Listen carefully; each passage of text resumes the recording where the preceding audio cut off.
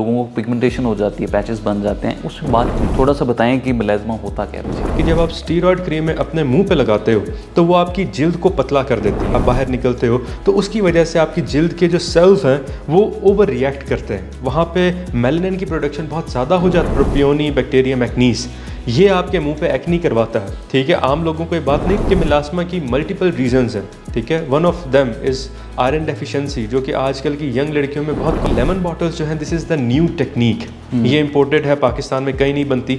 आजकल अक्सर जगहों पे स्कैम। अस्सलाम वालेकुम नाज़रीन, मैं डॉक्टर एमाडा, उम्मीद करते हैं आप सब खैरियत से होंगे। आप देख रहे हैं QAS हेल्थ, और आज जिस पर्सनैलिटी को हमने मदऊ कर रखा है, किसी तारीफ के मुहताज नहीं है, हमारे साथ मौजूद हैं डॉक्टर दानियाल अहमद, जो कि first TikTok health creator award याफ्ता हैं, और उसके साथ साथ जनाब फैमिली मेडिसन में भी एक्सपर्टीज़ रखते हैं, और डिप्लोमा कर रखा हुआ है ना जनाब स्किन एस्थेटिक फिजिशियन में। डॉक्टर साहब को मदऊ करते हैं, वेलकम करते हैं। अस्सलाम वालेकुम डॉक्टर साहब, welcome to the show. Thank you so much for having me. Doctor साहब, फाउंडेशन में आकर कैसा लग रहा है आपको? इट्स एन अमेजिंग एक्सपीरियंस, और यहाँ का माहौल, यहाँ का वाइब, यहाँ की कल्चर, इट्स इम्प्रेसिव। बहुत ही अच्छा इनिशिएटिव है। डॉक्टर साहब, स्किन बड़ा सेंसिटिव टॉपिक होता है, और मेलास्मा और जो लोगों को पिगमेंटेशन हो जाती है, पैचेस बन जाते हैं, उसमें बात करना बहुत ज़रूरी है। और हमारे यहाँ जिस तरह का वेदर है और आजकल जो सीज़न भी चल रहा है, उस हवाले से बहुत सारे लोगों को स्किन के स्पेशली जो फेस का मसाइल आना शुरू हो जाते हैं। लोग कहते हैं जी हमारा स्किन वाइट क्यों नहीं होती, क्रीमों का भी इस्तेमाल किया जाता है, क्रीमें कितनी हार्मफुल हो सकती हैं, इस पूरे मौजू को डिस्कस करते हैं। थोड़ा सा बताएं कि मेलास्मा होता क्या है बेसिकली। वेल, मेलास्मा जो होता है ये एक डार्क पिगमेंटेशन होती है आपकी स्किन में, और जो मेलास्मा होता है बेसिकली इसकी बहुत सी वजूहत हो सकती हैं, लेकिन जो मोस्ट कॉमन कॉज हमारी सोसाइटी में होती है वो ये होती है कि जो हमारी फीमेल्स हैं अक्सर वो गोरा होने के चक्कर में अपने मुंह के ऊपर स्टीरॉयड क्रीमें लगा रही होती हैं, ठीक है। जो हम इवन सोराइसिस में सीवियर किस्म के स्टीरॉयड्स दे रहे होते हैं, वो लोग गोरा होने की खातिर अपनी जिल्द पे लगा रहे होते हैं। अब बेसिकली होता ये है कि जब आप स्टीरॉयड क्रीमें अपने मुंह पे लगाते हो तो वो आपकी जिल्द को पतला कर देती हैं, और फिर जब आपका सन एक्सपोजर होता है, आप बाहर निकलते हो तो उसकी वजह से आपकी जिल्द के जो सेल्स हैं वो ओवर रिएक्ट करते हैं, वहाँ पे मेलानिन की प्रोडक्शन बहुत ज़्यादा हो जाती है, और वहाँ पे सीवियर किस्म की पिगमेंटेशन हो जाती है, जिसे आम ज़ुबान में हम मेलास्मा कहते हैं। लेकिन मेलास्मा जो है वो नेचुरल वजूहात की वजह से भी हो सकता है। अक्सर फीमेल्स जिनको आयरन डेफिशिएंसी होती है उनके अंदर भी ये बहुत कॉमन होता है कि उनके चेहरे पे हल्की फुल्की पिगमेंटेशन स्टार्ट हो सकती है। इसके अलावा जो मोस्ट कॉमन एक चीज़ होती है वो प्रेगनेंसी है, क्योंकि जब आप प्रेगनेंसी के फेज से गुजर रहे होते हो तो आपकी बॉडी डिफरेंट हार्मोन्स प्रोड्यूस करती है जो आपके मेलानोसाइट्स को एक्टिवेट करती है, जिसकी वजह से अक्सर औरतें जब प्रेगनेंसी के फेज से गुजरती हैं तो उनकी पूरी बॉडी की रंगत थोड़ी डार्क हो जाती है। यस, ठीक। और कुछ केसेस में ऐसा होता है कि पोस्ट प्रेगनेंसी उनकी वो पिगमेंटेशन चेहरे के ऊपर रह जाती है या नज़र आती है। अच्छा, दूसरा हम देखते हैं डॉक्टर साहब, बहुत सारे जिस तरह से आपने कहा कि मुख्तलिफ बाज़ार से क्रीमें ली जाती हैं और वो कोई ऑथेंटिसिटी नहीं होती, उसका टेस्ट के हवाले से भी देखा जाए। फिर दूसरा जब हम देखते हैं कि लोगों की स्किन जो है ना वो पतली होना शुरू हो जाती है, ऊपर सुपरफिशियल जो लेयर होती है वो वहाँ से गायब हो जाती है। इसको कितना आप डेंजरस देखते हैं, हार्मफुल, कितना हार्मफुल है? This is very dangerous. आप बिलीव नहीं करेंगे, मैंने ऐसे केसेस देखे हैं कि जहाँ पे औरतों की जिल्द के नीचे ब्लड वेसल्स नज़र आ रही होती हैं, ठीक है, और वो हमारे पास आती हैं कि अब हमारी स्किन को रिपेयर करें। और आम तौर पे ऐसे केसेस जो होते हैं, आप उनकी थोड़ी सी हिस्ट्री लो ना, उन्होंने ज़रूर कहा होता है मैंने 1 महीना स्टीरॉयड इस्तेमाल किया, 2 महीने, 3 महीने।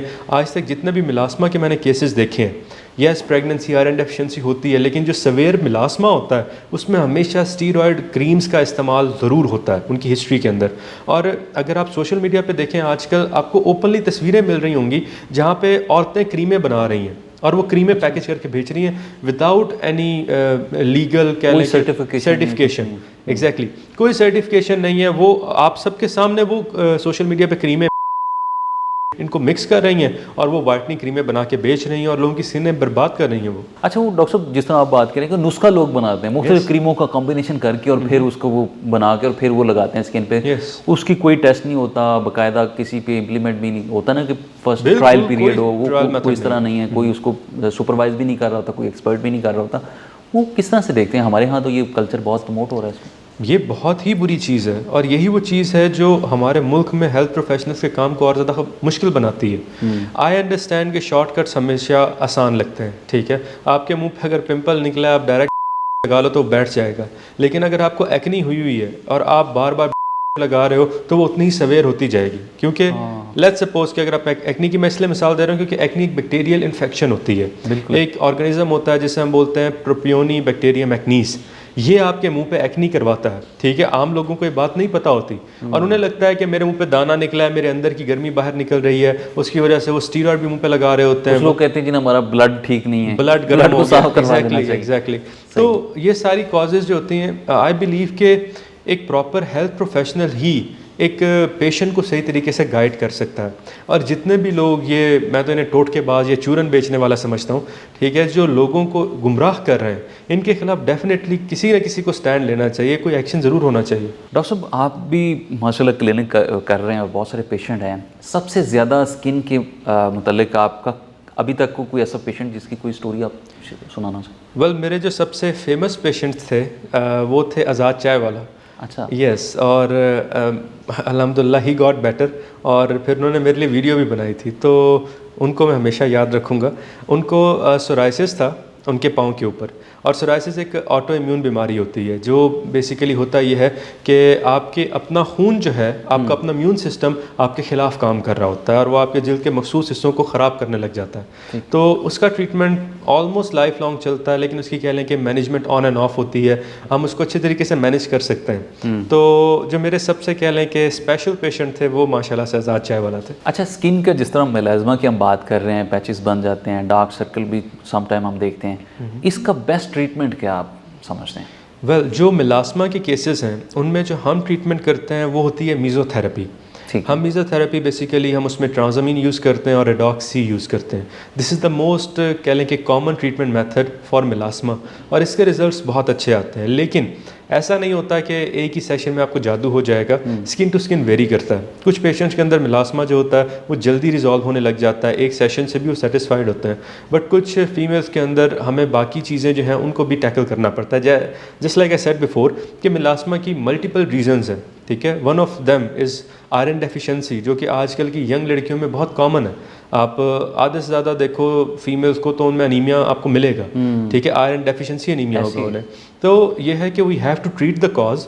بٹ جو جنرل میلاسما ہوتا ہے اس کے لیے پرسنلی اپنے پیشنٹس کے لیے after rolling out the cause ہم میزو تھراپی ہی کرتے ہیں اور اس کے بڑے اچھے ریزلٹس آتے ہیں. آج کل لوگ جناب اسکن پریفرنس کو زیادہ پریفر کر رہے ہوتے ہیں, اور استھیٹک والی جو چیزیں ہیں, اسپیشلی جو جوڑے ہوتے ہیں شادی شدہ, شادی سے پہلے جناب وہ چاہتے ہیں کہ ہمارا دکھنا اچھا لگے, ہم خوبصورت لگیں, چہرہ بھی اچھا لگے. کچھ لوگوں کی ڈبل چین بھی بن جاتی ہے.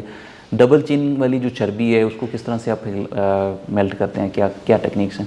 ویل ایک تو موسٹ کامنلی آپ نے ہائفو کا نام سنا ہوگا. ٹھیک ہے, it is a very common method and it works. ٹھیک ہے, اس میں بھی ہم 2 سے 3 سیشنز کرتے ہیں, اور اس میں بیسیکلی ہم high frequency ultra sound use کرتے ہیں اور آپ کی جو چربی ہوتی ہے اس کو ڈسٹرپٹ کرتے ہیں, اور وہاں سے پھر وہ آپ کے سسٹم میں آتی ہے اور وہ اس جگہ سے ہٹ جاتی ہے.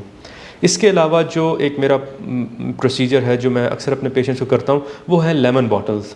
یہ لیمن باٹلز جو ہیں میں UK سے امپورٹ کرواتا ہوں. میرے اپنے کالیگز ہیں وہ میرے لیے لیتے آتے ہیں جب مجھے ضرورت پڑتی ہے. اور بیسیکلی لیمن باٹلز جو ہیں دس از دا نیو ٹیکنیک. یہ امپورٹڈ ہے, پاکستان میں کہیں نہیں بنتی. آج کل اکثر جگہوں پہ اسکیم بھی چل رہا ہے کہ وہ آپ کو جعلی باٹلز بیچ رہے ہوتے ہیں. تو اس کی آتھینٹسٹی بہت امپورٹنٹ ہوتی ہے. اس کے اوپر ایک سیل ہوتی ہے, you have to scan it, تو آپ کو پتہ چل جاتا ہے پروڈکٹ آتھینٹک ہے یا نہیں ہے. تو یہ امپورٹڈ پروڈکٹ جو ہے بیسیکلی کرتی یہ ہے کہ ہم اس کو آپ کے چربی والے ایریاز کے اندر انجیکٹ کر دیتے ہیں. اچھا. یس. ٹھیک ہے, وہ چربی آپ کی پیٹ کی بھی ہو سکتی ہے, تھائز کی بھی ہو سکتی ہے, یہ بازو والی چربی, یہ چربی جہاں پہ بھی ہے. ٹھیک ہے, کیونکہ ہوتا یہ ہے کہ آپ کی باڈی میں جب چربی اکٹھی ہوتی ہے تو بیسیکلی وہ آپ کی یہ سب کیوٹینیس لیئر کے اندر ایک پوری لیئر بنا دیتی ہے. ٹھیک ہے, ہم اسے سب کیوٹینیس فیٹ بولتے ہیں. اور یہ فیٹ سیلز ہوتے ہیں, چربی یوں گھوم پھر نہیں رہی ہوتی, یہ فلوئڈ نہیں ہوتی, یہ پراپر سیلز بناتی ہے جنہیں فیٹ سیلز کہتے ہیں. تو جب ہم یہ لیمن باٹل کا انجیکشن لگاتے ہیں یہ بیسیکلی ان فیٹ سیلز کو بریک ڈاؤن کر دیتی ہے. ٹھیک ہے, اور پھر وہی چیزیں آپ کے اسٹول میں اور پخانے میں پاس آؤٹ ہو جاتی ہیں اور آپ کا سسٹم اس کو میٹابلائز کر لیتا ہے. تو اس طریقے سے آپ کا وزن کم ہو جاتا ہے. اور جو میرے پیشنٹس ہیں جن کے میں نے لیمن باٹل پروسیجر کیا ہے وہ عام طور پر بہت سیٹسفائڈ ہوتے ہیں اور 3 to 5 kg with in a month وہ لوز کر لیتے ہیں. اس کا کوئی سائڈ افیکٹ تو نہیں ہے کڈنی پر یا لیور پر؟ ویل جنرلی جتنے بھی پروسیجرز ہوتے ہیں ہم ان سے پہلے ہر پیشنٹ کے CBC, LFT اور RFT کرواتے ہیں. یہ ایک بیس لائن ہے جو کہ بہت ضروری ہوتی ہے. اگر آپ کا جگر ٹھیک ٹھیک ہے آپ کے LFT نارمل ہے, اگر آپ کے گردے ٹھیک ہیں آپ کے RFT نارمل ہے, and if they are normal تو ہم آپ کا یہ پروسیجر کر سکتے ہیں, اس کا کوئی نقصان نہیں ہوگا. ڈاکٹر صاحب ہم بات کر لیتے ہیں گلوٹاتھائون. بہت سارے لوگ اپنی اسکن خوبصورتی بنانے کے, گورا ہونے کے لیے وہ گلوٹاتھائون کے انجیکشن لگواتے ہیں. تھوڑا سا پہلے بتائیں کہ گلوٹاتھائون انجیکشن کے کتنی اقسام کے ہوتے ہیں اور وہ کس طرح سے لگائے جاتے ہیں؟ اوکے, فرسٹ آف آل جو گلوٹاتھیون ہے, میں آپ کو چاہتا ہوں کہ آپ کی آڈینس کو بھی پتہ چلے گلوٹاتھیون ہوتا کیا ہے, کیونکہ نا گلوٹاتھیون کو ایک عظیم و شان چیز بنا کے پریزنٹ کیا جا رہا ہے آج کل مارکیٹ میں, ایک کہہ لیں کہ میریکل کیور کے طور پہ. جس بھی ڈبی کو آپ نے بیچنا اس پہ گلوٹاتھیون لکھ دو تو وہ مارکیٹ سے یوں اڑ جاتی ہے فوراً.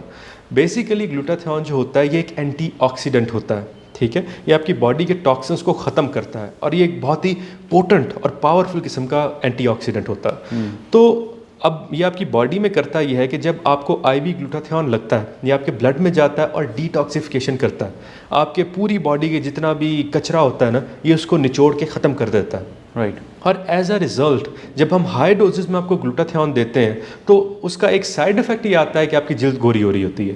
اچھا, یہ اس کا سائڈ افیکٹ. ایگزیکٹلی, گلوٹاتھیون کا مین رول ہے it works as an entity oxidant, but جو آپ کی باڈی پہ اثر آ رہا ہوتا ہے وہ یہ ہوتا ہے کہ ایونچولی آپ کی جلد گوری ہو رہی ہوتی ہے. اب ہوتا یہ ہے کہ ہماری مارکیٹ میں اکثر لوگوں کو اسکیم کیا جاتا ہے اور یہ بہت بڑا اسکیم ہے.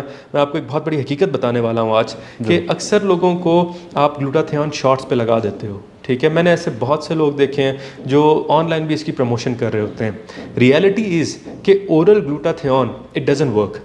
اچھا, اورل ورک نہیں کرتا؟ نو, it doesn't work. This is the biggest scheme, ٹھیک ہے, جو اس وقت مارکیٹ میں چل رہا ہے. مارکیٹ میں تو بڑی اس کی وہ مارکیٹنگ کی جا رہی ہے جی, آپ اورل بھی لے سکتے ہیں, آپ انجیکشن بھی یوز کریں. Of course that is the problem, ٹھیک ہے, بیکاز آپ کسی بھی سرٹیفائڈ ڈرمیٹولوجسٹ کے پاس چلے جائیں تو وہ آپ کو یہ کلیئرلی بتائے گا کہ جب آپ اورلی گلوٹاتھیون لیتے ہو, چاہے وہ گولی کی شکل میں ہے چاہے وہ ڈرنک کی شکل میں, آپ کا میدا اور آپ کی آنت ان میں جو انزائمز ہیں اس کا 90% وہیں پہ بریک ڈاؤن کر کے فنش کر دیتے ہیں. اچھا, ٹھیک ہے. اس کی oral bio availability it's about 5 to 10%, ٹھیک ہے, یعنی صرف 10% سے بھی کم آپ کی باڈی میں ایبزارب ہو رہا ہے. تو وہ گلوٹاتھیون کی جو اماؤنٹ ہے وہ بالکل بھی سفیشینٹ نہیں ہے آپ کی باڈی کے اندر اس لیول کا چینج لانے کے لیے کہ جتنی کی ایک IV ڈرپ لا رہی ہے. تو بیسیکلی ہوتا یہی ہے کہ آج کل یہ جو شارٹس کی ایک کیمپین چلائی جا رہی ہے یہ ٹارگٹ کر رہی ہے مڈل اور لوور مڈل کلاس کو, تاکہ ان کے افورڈیبلٹی کو بھی وہ دیکھتے ہیں, وہ پرچیز اس حساب سے. دس از دا اسکیم, ٹھیک ہے. اور لوگ یہ چیز سمجھتے نہیں ہیں کہ اس وقت ان کے ساتھ کتنا بڑا ایک کھیل کھیلا جا رہا ہے. اکثر لوگ آپ کو سرے عام یہ چیزیں بیچتے ہوئے نظر آئیں گے, بٹ دیٹس دا ریئلٹی, اور آپ اس پہ خود ریسرچ کر سکتے ہیں. I always encourage my patients کہ اندھا بلیو کرنے کی بجائے آپ خود ریسرچ تھوڑا سا خود بھی آپ ریسرچ. یس, ہم انفارمیشن کی ایج میں رہتے ہیں, ساری انفارمیشن کھلی سرے عام اویلیبل ہے, ٹھیک ہے. آپ خود ریسرچ کر لو کہ ایون جب ہم آپ کو گلوٹاتھیون ڈرپس لگاتے ہیں, میں جو پرسنلی میرے پاس پیشنٹس آتے ہیں ہمارے پاس 2 فارمولاز ہوتے ہیں. ایک تو ہوتا ہے 5D اور وہ ہمارے پاس سویڈن سے امپورٹڈ برانڈ ہے, ہم وہ یوز کرتے ہیں. اس میں 6 ٹیکے مکمل ہوتے ہیں, وہ آپ کی ڈرپ میں لگتے ہیں اور وہ آپ کو IV لگائے جاتے ہیں. اور پھر اس کے علاوہ ہمارے پاس 3D ہے, وہ تھوڑا کمپیریٹیولی سستا ہے اور اس کے اندر 3 انجیکشن آپ کی ڈرپ میں لگتے ہیں. اب جو ہمارا سب سے سستا ٹیکا ہے نا 3D والا, اس میں بھی 75,000 ملی گرام گلوٹاتھیون موجود ہوتا ہے جو آپ کو ایک سیشن کے اندر لگ رہا ہے, اور اس ایک سیشن سے آپ گورے نہیں ہوتے. ہم پیشنٹ کو منہ پہ بولتے ہیں, ٹھیک ہے, اتنی ہیوی ڈوز آپ کے بلڈ میں جا رہی ہے پھر بھی آپ ایک سیشن سے گورے نہیں ہو رہے. آپ کو اس کے کم از کم 8 سے 9 سیشن لگوانے پڑتے ہیں 3D انجیکشن کے, تو پھر جا کے آپ کو آپ کی اسکن 2 ٹونز لائٹ ہوتی نظر آتی ہے, ٹھیک ہے. ساتھ ہی ساتھ میں جو اپنے پیشنٹس کو پیکج بنا کے دیتا ہوں, میں انہیں ساتھ ہائیڈرا فیشل بھی دیتا ہوں, میں ساتھ ہی ساتھ ان کو ایک BB گلو کا سیشن بھی دیتا ہوں تاکہ انہیں وہ رزلٹ ویزیبل نظر آئے. اسی لیے میرے پیشنٹ سیٹسفائی بھی ہوتے ہیں, ٹھیک ہے. اچھا, جو ہمارے سننے والے ابھی آپ کو بھی دیکھ رہے ہیں وہ اگر آپ کو وزٹ کرنا چاہتے ہیں تو کہاں کلینک ہے اور کس نام سے؟ ویل میرا کلینک تھوڑا لاہور سے ہٹ کے ہے, مطلب ہربنس پورہ میں ہے. لاہور میں ہی ہے ڈاکٹر صاحب؟ یس, بٹ اسٹل وہ تھوڑی لاہور کی پیریفری سی بن جاتی ہے, ٹھیک ہے. بٹ وہاں پہ میرا کلینک ہے, بٹ انشاءاللہ ابھی ہم فیوچر میں ایکسپینشن پلان کر رہے ہیں, تو I try to reach as many patients as possible. But ابھی کے لیے میرا صرف ایک ہی کلینک ہے, میں ہربنس پورہ میں اویلیبل ہوتا ہوں. رائٹ, کس نام سے ہے؟ اگر کوئی آپ کو آن لائن سرچ کرنا چاہے تو کیسے کر سکتے ہیں؟ ویل پریسٹیج پالی کلینک کے نام سے ہے, بٹ آئی تھنک کہ شاید عام عوام نہ سمجھ پائے, تو they can simply visit my tick talk account یا انسٹاگرام اکاؤنٹ, تو وہاں پہ آپ کو میرا واٹس ایپ مل جائے گا. ایم شیور یہاں پہ بھی کہیں نظر آ رہا ہوگا. سو they can reach me on what's app, میری اسسٹنٹ آپ سے رابطہ کر لے گی, اپوائنٹمنٹ بک کر لے گی, اور دین وی کین موو along. جی بالکل جناب، اگر آپ اپوائنٹمنٹ بک کرنا چاہتے ہیں ڈاکٹر دانیال احمد کے ساتھ، بڑے فیمس ہیں، ٹک ٹاک پہ بھی جا سکتے ہیں، انسٹاگرام اور یوٹیوب، اور اس کے ساتھ ساتھ فیس بک پہ بھی آپ ان کو سرچ کر سکتے ہیں اور وہاں جا کر جناب اپنی اپوائنٹمنٹ بک کر سکتے ہیں. کوئی بھی اسکن سے ریلیٹڈ یا کوئی اور ایشو ہے تو جناب آپ ڈاکٹر صاحب سے مشورہ لے سکتے ہیں. ویسے بھی جب ڈاکٹر صاحب جناب اویئرنیس کا اور ہیلتھ سے ریلیٹڈ جو مسائل ہیں اس ایشوز پہ بات کرتے رہتے ہیں. تو جناب امید کرتے ہیں آج کے یہ سیگمنٹ بھی آپ کو بہت مفید اور پسند آیا ہوگا. اپنے میزبان ڈاکٹر احمد کو اجازت دیجیے، اللہ نے کے بعد.